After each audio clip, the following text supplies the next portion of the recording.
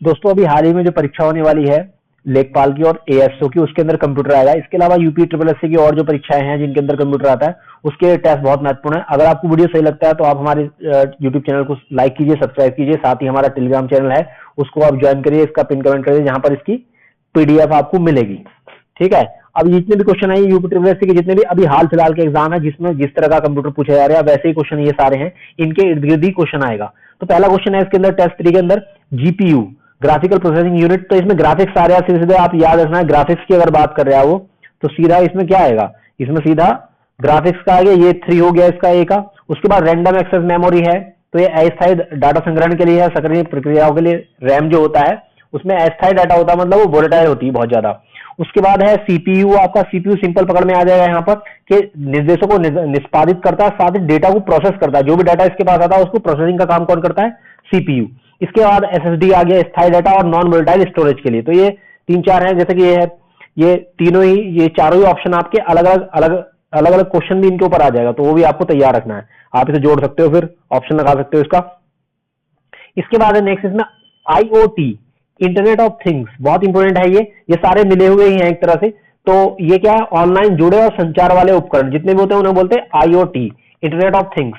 इसके अलावा big data, जो बहुत बड़ा डेटा होता है उसको बोलते हैं, जो इंटरनेट का जो डेटा ऑब्वियसली बड़ा ही है, बिग डेटा बोलते हैं डेटा की बहुत बड़ी मात्रा हुई। तो ये हो गया इसका डीप लर्निंग, ये डीप लर्निंग है। और डीप लर्निंग का मतलब है बहुत ही अंदर घुसा हुआ, मतलब एक तरह से पूरी तरह से जो इंटरनेट की बहुत ही गहरे जो वो है चीजें, परत दर पर जो उसके अंदर चीजें होती हैं, उनकी जानकारियां होती हैं, उनके बारे में डीप लर्निंग की बात कर रहा है। तंत्रिका में लिखा हुआ है, थोड़ा सा हिंदी खतरनाक वाली लिख दी यहाँ पर। उसके बाद है आर्टिफिशियल इंटेलिजेंस, आईटी, ये बहुत इंपॉर्टेंट है। इस पे आएगा सवाल कि आईटी कौन से पीढ़ी का है, ये 5वीं पीढ़ी का जैसा है ये। आईटी के और जो टूल्स आए हैं अलग अलग, जेमिनी हो गए, ये सब इनके बारे में क्वेश्चन आएगा। तो इसके आर्टिफिशियल इंटेलिजेंस के ऊपर पक्का क्वेश्चन पूछा ही जाएगा, तो आपको तैयार रहना है इसके लिए। ऐसी मशीनें जो मनुष्य की तरह सोचती है और कार्य करती है, ऑब्वियसली मनुष्य के काम भी जो है आर्टिफिशियल इंटेलिजेंस ही करना लग गई है, तो ये आपको याद रखना है। आर्टिफिशियल इंटेलिजेंस के ऊपर क्वेश्चन लगभग आएगा। ठीक है। इसके बाद अगला क्वेश्चन है अमोलेड, एलसीडी, रेटिना डिस्प्ले और ई इंक। ये इंक लिखा हुआ है। ई इंक जो है ये जितने भी ई रीडर्स, मतलब जितना किंडल होता है, किंडल के अंदर यही वाली इंक का प्रयोग किया जाता है। जो वहां पर आपको इलेक्ट्रॉनिक्स में किताबें पढ़नी होती है वो सारी सारी किंडल पे इसी ई इंक का ही प्रयोग किया जाता है। इसके बाद रेटिना डिस्प्ले, रेटिना डिस्प्ले एक तरह से यूज एप्पल की एक टर्म है ये, जो हाई पिक्सल डेंसिटी की जो पिक्चर्स होती है उनके लिए रेटिना डिस्प्ले का प्रयोग किया जाता है, और एप्पल की इजाद की भी टर्म है। इसके बाद एलसीडी, एलसीडी आप जानते हैं नॉर्मल जो डिवाइस होती है, बजट डिवाइस, मतलब एक तरह से जो घरों में टीवी भी लगे होते हैं। उसके बाद एमोलेड, एमोलेड का मतलब है ये लाइट इमिटिंग डायोड है ये, और एमओ का मतलब है एक्टिव मार्टिन ऑर्गेनिक, ऑर्गेनिक। तो ये एमोलेड, ये विविध रंग, वास्तविक काले रंगों के लिए, तो इसका ये वाला हो जाएगा। तो ये सारे ऑप्शन आपको तैयार रखने हैं और इसमें जोड़ देख सकते हो आप कौन सा आंसर है फिर। इसके बाद है इसमें आर्टिफिशियल इंटेलिजेंस, देखो क्वेश्चन फिर से आ गया कि एआई के ऊपर, ये सारे क्वेश्चन यूनिवर्सिटी में आए हुए, तो वही क्वेश्चन आएंगे। एआई का उदाहरण कौन सा, चैट जीटीपी हो गया ऑब्वियसली। इसके बाद है अगला क्वेश्चन आया इसमें, कौन सा कथन गलत है, ये देखिए यहाँ पर कि चैट जीपीटी है कौन सी कंपनी की। तो चैट जीपीटी जो है ये किस कंपनी का, मतलब एआई है और कंपनी। तो ये चैट जीपीटी जो है वो ओपन एआई का है, ग्रोक जो है वो एक्स एआई का है, मतलब ट्विटर का है, जेमिनी जो है वो गूगल का है। भारत जेन बताना है आपको ये किसका है, ये इन्फोसिस का नहीं है, ध्यान रखना ये गलत है। मतलब इसमें भारत जेन जो है वो भारत सरकार के किस मंत्रालय ने लॉन्च किया, भारत जेन ये अपना एआई सिस्टम है भारत का, तो ये याद रखना है। ये अलावा भी अलग भी आपको याद रखना है, जैसे ऊपर क्वेश्चन आया वैसा ही क्वेश्चन दोबारा से आ जाएगा। इसके अलावा नेक्स्ट इसके अंदर ये क्वेश्चन है, एक ऐसा तरीका है जिसमें ईमेल एड्रेस यूआरएल में फेरबदल करके लोगों को धोखाधड़ी की जाती है लोगों के साथ, तो उसे क्या बोलते हैं, तो स्पूफिंग बोलते हैं उसको।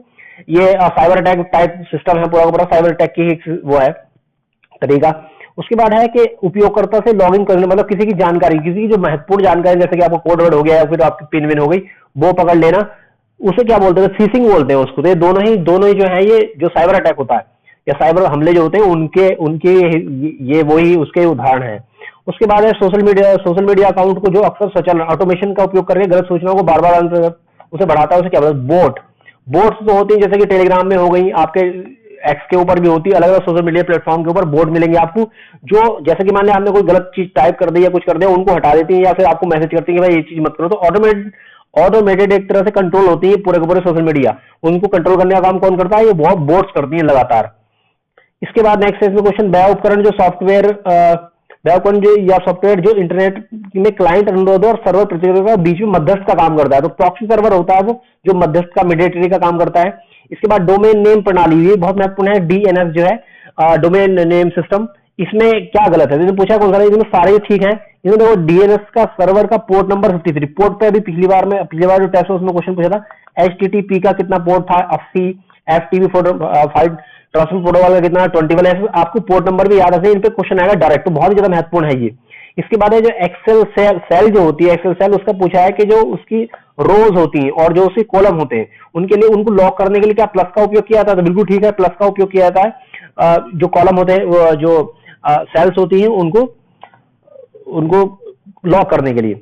इसके बाद है नेक्स्ट, इसके अंदर ये है विंडोज सिस्टम रीस्टोर सुविधा व्यक्तिगत फाइलों को प्रभावित किए बिना सिस्टम स्तरीय परिवर्तनों को पूर्ववत कर सकती है। हाँ, तो ये मतलब स्टेटमेंट है, यह निश्चित अंतराल पर या महत्वपूर्ण अपडेट के पहले रीस्टोर पॉइंट नामक स्नैपशॉट बनाती है। तो ये बिल्कुल सही है।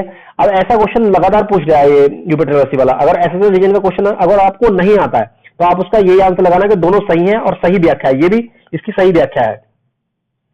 इसके बाद आगे बढ़ते हैं, पूछा है कि डिजिटल फाइनेंशियल सिस्टम में एईपीएस का क्या मतलब? तो एई का मतलब आधार इनेबल्ड पेमेंट सिस्टम, बहुत इंपॉर्टेंट टर्म है, ये आपको याद रखनी है।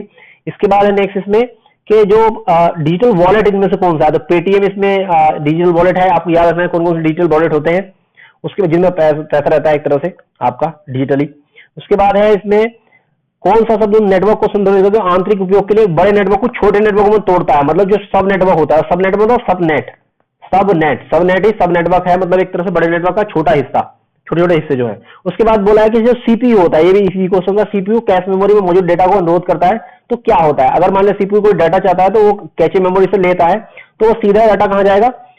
सीपीयू के पास जाएगा, उसे बोलते हैं हीट, ठीक है। और फिर उसके बाद सीपीयू क्या करता है? उस डाटा को प्रोसेस करता है। तो ये आपका टेस्ट नंबर 3 था। अगर आपको टेस्ट सही लगता है तो आप हमारी वीडियो को लाइक कीजिए, सब्सक्राइब कीजिए, साथ ही हमारे चैनल को हमारा टेलीग्राम चैनल उसको भी ज्वाइन करिए। Thank you very much.